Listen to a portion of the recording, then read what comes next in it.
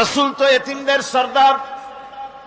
পৃথিবীর কোন এতিম যেন বলতে না পারে নবীজি আমার ব্যাপারে কি বলবেন, আমি তো এতিম মানুষ, আর তিনি আমার ব্যাপারে কিভাবে আমার দরদ বুঝবেন।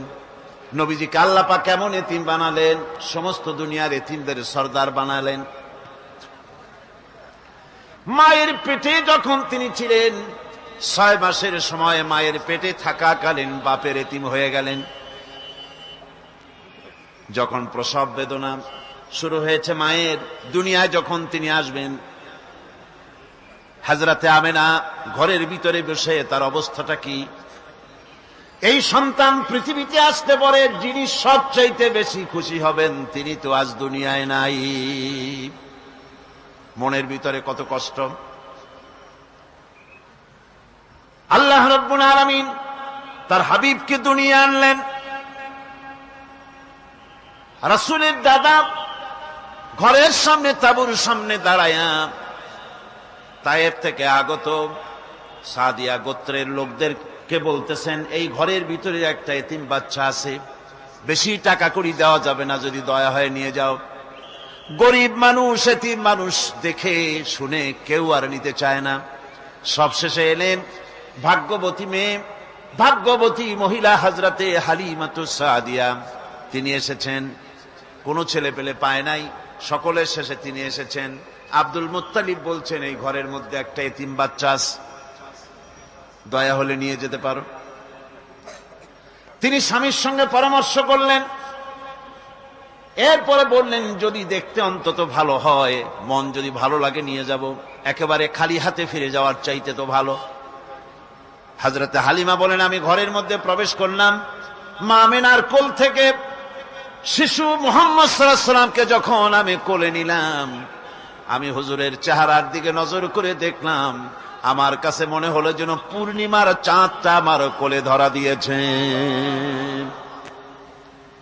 রাসূল কি শিশু মুহাম্মদ সাল্লাল্লাহু আলাইহি সাল্লাম কি যখন নিয়ে বাড়ির দিকে রওনা হলাম, যে গাধা আমার সকলের পেছনে এসেছে সেই গাধা এখন সকলের আগে ছুটে চলে যায়।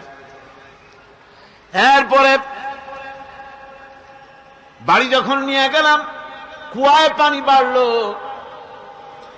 গাছে ফসল বাড়লো, খেজুর গাছে খেজুর বাড়তে লাগলো, জমিনে ফলন বেড়ে গেল। রাসূলের দুধ বোন সাইমা রাসূলকে নিয়ে মুহাম্মদ সাল্লাল্লাহু আলাইহি সাল্লাম তাকে দোলনা নিয়ে দোল দিতেছে। কি আশ্চর্য অবস্থা!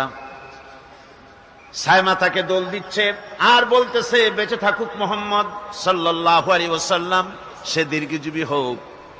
কবি লিখতেছেন, কি আশ্চর্য কথা, বেদুইন বালিকা কারে নিয়ে দোল দেয় সে কি তা জানে?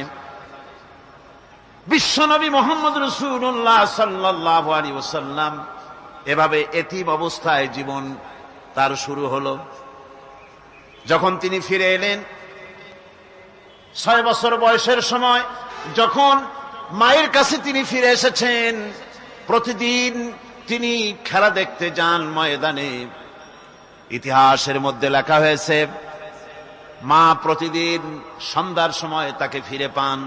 আজকে সন্ধ্যা হয়ে গেছে, শিশু মুহাম্মদ সাল্লাল্লাহু আলাইহি ওয়াসাল্লাম বাড়ি ফেরেন না। কারণ কি, কেন বাড়ি ফেরে না? সন্ধ্যার দিকে তিনি চলে গিয়েছেন পাহাড়িয়া ময়দানে, যে দেখেন ধুধু করতেছে, চতুর্দিকে সন্ধ্যা হয়ে গেছে, অন্ধকার হয়ে গেছে, কোনো ছেলে পেলে নাই, কেউ নাই।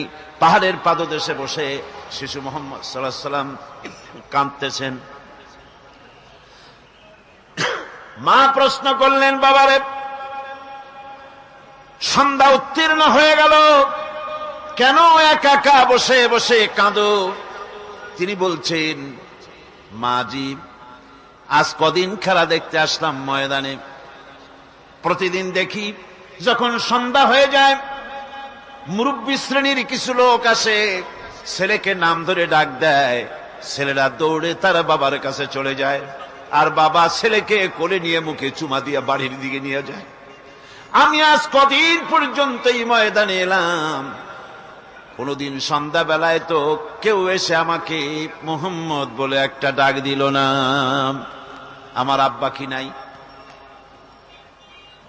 আল্লাহ রাব্বুল আলামিন বলেন, আলাম ইয়াজিদকা ইয়াতীমান ফাআওয়া, এরকম এতিম অবস্থায় পেয়ে আমি কি আপনাকে আশ্রয় দেই নাই? আপনাকে আমি পেয়েছি এতিম অবস্থায়, এরপরে আমি আপনারে আশ্রয় দিলাম। ওয়া ওয়াজাদাকা দাল্লান ফাহাদা, এরপরে আমি আপনাকে পথ হারা পেলাম, আমি আপনাকে পথের দিশা দিয়া দিলাম। ওয়া ওয়াজাদাকা আইলান ফাআগনা, এরপরে আমি আপনাকে দরিদ্র অবস্থায় পেয়েছি, তারপরে আমি আপনার দারিদ্র মুক্ত করেছি আপনাকে। সুতরাং ফাআম্মাল ইয়াতীমা ফালা তাকহার ওয়া আম্মাস সাইলা ফালা তানহার ওয়া আম্মা বিনি'মাতি রাব্বিকা ফাহাদ্দিস। সুতরাং নবী, এতিমের প্রতি নির্মম ব্যবহার করো না, এতিমের প্রতি ভালো ব্যবহার করো, নির্মমতা দেখাইও না। আর ভিক্ষুককে ধমক দিও না, রূঢ়তা দেখিও না, আর আল্লাহর নিয়ামতের প্রশংসা করো। বহুত মানুষ আছে এতিমরে গলায় ধাক্কা দেয়। মানুষ যখন ভিক্ষা নিতে আসে, গরিব মানুষ ভিক্ষা চাইতে আসছে, ওই মেয়ে আত্মা হইতে জানো, দোয়া কুনুত জানো, বাড়ি যেয়ে কাজ করবা, এই সব আজে বাজে কথা বলিয়া ভিক্ষা দেয় না।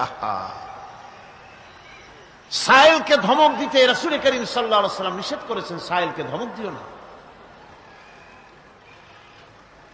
গাড়িতে বসে যাচ্ছেন সাহেব, ট্রাফিক মোড়ে যখন সিগন্যাল জ্বলল, গাড়িগুলি দাঁড়ায় গেল, ফকির এসেছে, হাত নাই পাও নাই, বুড়া মানুষ, একটা পয়সা বার করে না।